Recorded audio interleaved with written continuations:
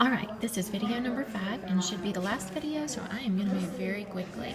This is corollary 4-8-3 at the bottom of page 274, and we talked about this at the beginning of chapter 4. I kind of gave y'all a heads up on this information.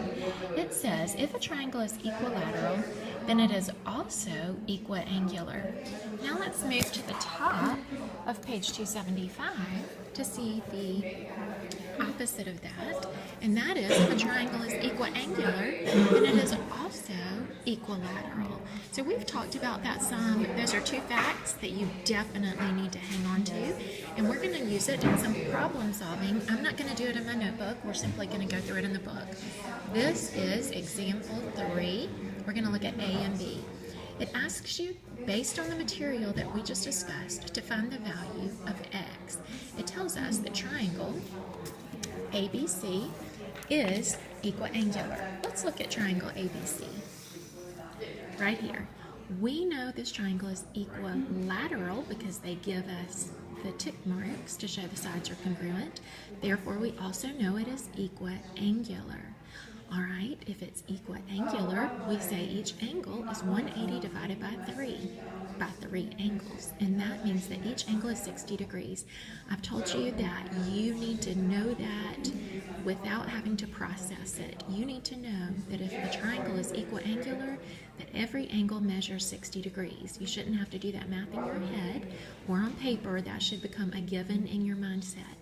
So if this angle's measure is 60 degrees, and we're told that it is also 3x plus 15, then we can write an equation that says 3x plus 15 is the same as or equals 60 degrees. That's exactly what they've done. 3x plus 15 equals 60 degrees.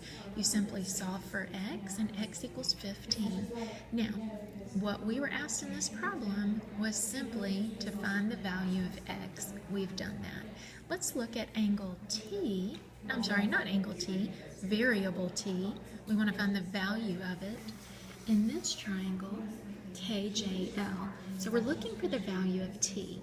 Now we're shown that this is an equiangular triangle by that information from the theorems that we just looked at, or the corollaries as our book called these. We also know that these sides are the same. Their measures are the same. Therefore, it is equilateral because it is equiangular. If each of these sides measure the same, then this one is congruent to this one is congruent to this one, and this one is congruent to this one. We can set any two of them equal to one another to solve for a variable. So in this case, we can say 4t minus 8 equals, or is the same as, 2t plus 1. Let's go over here and look. 4t minus 8 equals 2t plus 1. Get your t on the same side, or your t's on the same side, and we have 2t equals 9. Solve for t, and it equals 4.5. So we weren't asked what the measure of any particular angle or side was. We were just asked to find the value of t, and that's exactly what we did. So y'all should now be equipped to do your homework for 4-8 on Monday. If you have questions, let me know. Remember, right now, the best way for you to get homework questions answered or lesson questions answered is by texting me and us taking just a few minutes to FaceTime together or to talk by phone.